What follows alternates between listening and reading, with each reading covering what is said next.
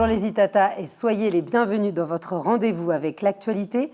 Écoutez ça, aujourd'hui je vous propose une escapade au fil du langage. Mais ça sera très original car l'alphabet n'est pas un alphabet de lettres. Il est un alphabet imaginaire, de signes, de symboles et surtout très poétique. Et pour nous en parler aujourd'hui, nous recevons une artiste qui est exposée jusqu'au 27 octobre prochain à la Fondation Clément. Bonsoir Chantal Charon.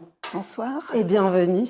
Merci Alors, pour cette invitation. eh ben, c'est une grande première, je suis ravie. Surtout, c'est une exposition qui est pleine de promesses. Le titre, c'est le suivant, c'est Surécriture. Alors, dites-nous, à quoi faut-il s'attendre, de manière synthétique bien évidemment, on va pouvoir expliquer un petit peu votre parcours, avec ce mot surécriture.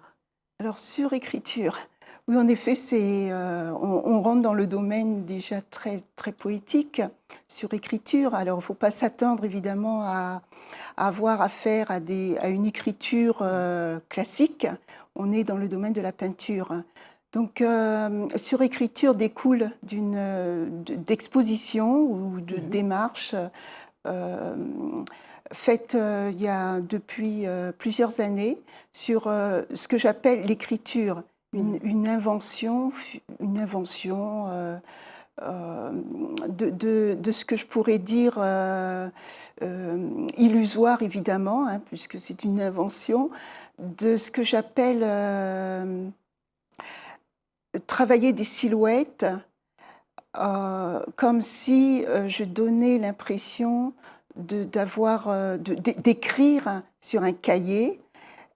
Mais en fait, la répétition de ces silhouettes crée une sorte de cadence, de rythme et une possibilité de lire, en tout cas. Voilà, de lecture interprétative. Alors, on pense là on parlait d'un langage, donc à des lettres, à des symboles, mais il y a aussi un rappel d'une partition. Là, vous évoquiez la musique avec des points, avec une ligne qui s'envole vers le ciel, puis qui redescend, avec des couleurs aussi qui sont chatoyantes. On est entre l'ocre, le jaune, hein, plutôt clair aussi, et le rouge. Tout ça, ça incarne quoi? Ça incarne l'Afrique? Ça incarne quelque chose, une valeur que vous vouliez transmettre? Alors, d'emblée, on peut penser effectivement à l'Afrique, puisque je travaille sur un support, en tout cas pour ces 3 dernières années, peut-être pour cette année 2024, sur un support qui m'intéresse beaucoup, c'est le Bokolan. Et qui dit Bokolan dit Afrique. Et, alors c'est un tissu, le Bogolan, c'est bien ça? C'est bien ça, c'est un textile en coton qui est complètement authentique et qui est travaillé en tout cas déjà d'une manière ancestrale sur les hauts plateaux de la Haute-Volta, de la Guinée. Et évidemment, tous les États africains se sont un petit peu ont fabriqué le Bokolan. Le Mali, le Burkina Faso. Voilà. Et quelles sont ses caractéristiques à ce tissu? Alors, ça se présente déjà par bande. C'est du tissu, c'est en coton tissé. Et ensuite, les bandes sont assemblées les unes par rapport aux autres pour former ce qu'on appelle le pagne. Et donc, je travaille sur ce genre de support, mais que je tourne à l'envers. Pourquoi? Parce que le Bokolan, c'est aussi un moyen de communication, enfin c'était aussi un moyen de communication pour les femmes mandingues, destinées à leur mari, puisqu'elles fabriquaient des vêtements et elles inscrivaient une quinzaine de symboles à l'époque pour communiquer avec leur communauté. Leur communauté, des valeurs comme le soutien, la protection, etc. Et donc, c'est un langage codé. Et donc, ce langage écrit, finalement, formait cette première base, en tout cas, de moyens de communication. Donc, c'est par la suite que j'ai pu découvrir ce genre de choses. mais j'ai repris, disons, cette, cette possibilité en fait de création à mon propre compte, d'où peut-être cette justification par rapport au titre de cette exposition De réalisée surécriture. à la Fondation Clément sur écriture. Donc j'écris déjà sur euh, un support qui possède déjà une histoire. Alors, vous dites que ce support, il a évolué. Vous avez déjà dessiné sur d'autres supports. Est-ce que vous avez Oui. dû vous adapter au Bogolan? Oui, il y a eu effectivement et ça c'est toute l'aventure, une adaptation toujours renouvelée parce que le Bocolan bon, ne sont pas tous les mêmes. Ça en fait Il encore plus peut, des pièces uniques, alors. alors ça fait, Mhm. oui, des pièces uniques déjà bon, déjà par les motifs Mhm. géométriques, par la couleur, par la texture, par la matière en elle-même. Donc il a fallu à chaque fois travailler différemment, surtout que je les travaille au verso. Au Mhm. verso. Donc pour obtenir juste des traces, des empreintes, des marques qui me permettent finalement euh, d'unifier, d'harmoniser mon écriture, Mhm. entre guillemets, faite de silhouettes. Évidemment, avec le Bocolan, ça prend une autre... Et pour vous, c'est aussi un challenge parce que vous parlez de lâcher prise, de spontanéité dans le trait, de liberté, hein, lorsqu'on lit les articles sur vous. Et là, vous vous trouvez à ne pas raturer. Donc, il doit y avoir des belles surprises. Des fois, c'est vous lancez et puis on verra ce que ça donne.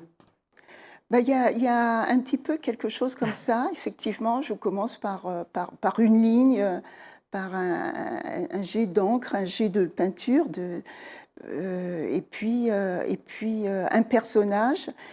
Et puis au fur et à mesure, eh bien, les choses S'écrit l'histoire. s'écrivent. Voilà. Alors, il y a vraiment des symboles où, lorsqu'on voit la pièce, avec cette répétition de lignes et de symboles plus petits que sur d'autres, on se croirait devant des hiéroglyphes. Moi, je me suis prise pour Champollion en vous voyant. C'est vrai, on a besoin de s'approcher pour se dire, mais qu'est-ce que c'est? Oui, Et de loin, on revoit une autre chose. C'est très fort. Et d'ailleurs, les oui. profils, on peut se demander s'ils sont genrés. On a l'impression de voir des individus drapés dans des tissus. Y a-t-il des femmes et des hommes ou est-ce totalement neutre? Alors, je pars avec quelque chose de complètement neutre. Mhm. Ensuite, au fur et à mesure, on peut peut-être y lire un personnage masculin ou un personnage Mhm. féminin ou entre les deux. Mais bon, là, c'est pas trop mon propos. Mhm. Je suis plus intéressée par la présence, Mhm. par, euh, enfin, inventer, essayer de faire en sorte que ce personnage qui va être créé soit présent, bien ancré j'allais dire sur ces deux gens, mais en fait, en général, je présente juste un seul Mhm. élément, mais en tout cas, qui semble être dans une posture à la verticale, puisque la plupart des tableaux sont dans un format vertical, et de manière à montrer, voilà, dire quelque chose par rapport à la dignité Mhm. humaine. Donc la présence du symbole. Mais on voit bien donc la dignité humaine, l'altérité, c'est-à-dire il y a le symbole, les autres aussi, mais il y a toujours aussi des connexions. Quelles sont les valeurs que vous voulez transmettre au public qui viendra voir vos œuvres? Je pense qu'on peut y lire ou ressentir, hein, parce que c'est de l'ordre Mhm. du ressenti, l'harmonie, Mhm. l'unité. Euh, il n'y a pas de, de langage, on va dire, entre ce qui a été fait sur le Bocolan et ce que j'invente. Mhm. Souvent, d'ailleurs, la remarque que j'ai pu entendre, c'est que bon, on sent pas que le support est écrit ou quelque chose comme ça.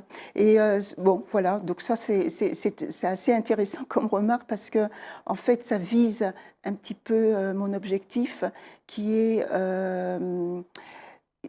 qui est de transmettre un genre d'ordre, d'unité, euh, bon, au niveau de la dualité, eh bien, j'essaye de mettre ceci de côté. En fait, il y a vraiment un rassemblement d'éléments pour pouvoir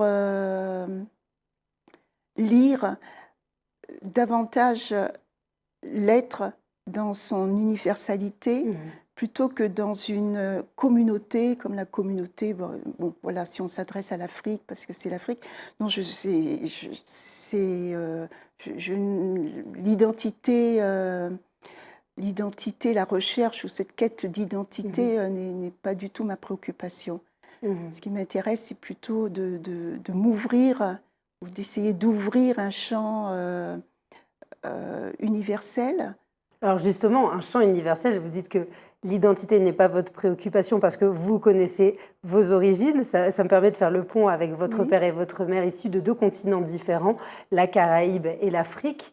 Qu'est-ce que ce métissage connu de votre famille, bien évidemment, vous a apporté dans votre art et aussi dans cette volonté eh bien, de tirer votre public vers ce désir d'universalité? Alors, ce qui me... bon, je pense que le fait d'être métissé, d'être sur donc 2 continents, et le fait aussi d'avoir beaucoup voyagé quand j'étais enfant et puis ensuite adulte, ben, tout simplement, ça permet vraiment d'expérimenter, de voir de très très près qu'il n'y a pas tant de frontières que ça. C'est une ouverture vers l'humain. Ce sont des quel que frontières soit mentales que voilà. l'on se met, Oui. des carcans. Oui, voilà, les cultures sont singulières à chaque fois, mais elles sont aussi communes, elles sont issues de valeurs, en tout cas, qui hissent toujours l'homme vers le haut. Et ça m'intéresse. Alors là, vous êtes exposé jusqu'à fin octobre à la Fondation Clément. Oui. On peut vous espérer bien évidemment que vos œuvres puissent être visibles sur les autres continents puisque c'est un langage universel. Ça serait vraiment magnifique de voir autant la jeunesse, vous avez d'ailleurs transmis il y a quelques années, la jeunesse réagir à la culture, à la peinture, ce que fait déjà la Fondation Clément en organisant des sorties scolaires. Et puis aussi voir les adultes parce que le regard aussi d'Américains n'est pas forcément le même que ceux d'Africains et d'Asiatiques. Oui, tout à fait, tout à fait. Bon, je dois dire déjà par rapport au voyage que j'ai pu faire et le fait d'avoir séjourné parfois assez longtemps, ou alors je vais rechercher finalement ce temps quelque part pour pouvoir peindre. Et je m'aperçois très très vite que je peins différemment selon là où je suis. C'est important déjà. ça. Il y a l'influence de ce qui vous entoure. Voilà, il y a quelque chose qui transpire de la poésie de chaque lieu. De chaque lieu. Et c'est ça que, en tout cas au niveau de ma sensibilité, c'est ce qui est saisi et qui va être systématiquement projeté. Et donc le public va pouvoir réagir différemment. Évidemment, selon sa sensibilité et sa culture aussi. Oui, alors, je pense aux Itata qui nous regardent et qui aimeraient venir vous découvrir s'ils ont un coup de cœur. Parce que ça arrive, on est devant l'œuvre et là on se dit, waouh, c'est elle, je la veux, ça me parle. On peut donc vous acheter les toiles. Absolument, absolument. J'en serais ravie, justement, que les toiles, une toile parte dans un salon. Ailleurs, ou ici d'ailleurs. Ou ailleurs, oui. Oui, tout à fait. C'est ça, ce partage également. De savoir que ça voyage. Merci beaucoup Chantal Charon d'avoir été parmi nous. Alors on suivra votre actualité selon les lieux où vous exposez, c'est ce que vous nous aviez expliqué en amont. Pas forcément de site internet pour le moment, mais en tout cas vous êtes toujours mise en valeur lorsque vous exposez. Vous êtes ici chez vous et puis on compte sur vous à la prochaine actualité. Je vous remercie énormément. Merci pour cette invitation. Profitez bien de ce mois d'octobre. Merci Chantal. Merci beaucoup. Merci les Itata. On compte sur vous pour vous rendre à la Fondation Clément jusqu'au 27 octobre et aller découvrir Chantal Charon ainsi que Victor Anissé. À très vite pour un prochain Écoutez ça.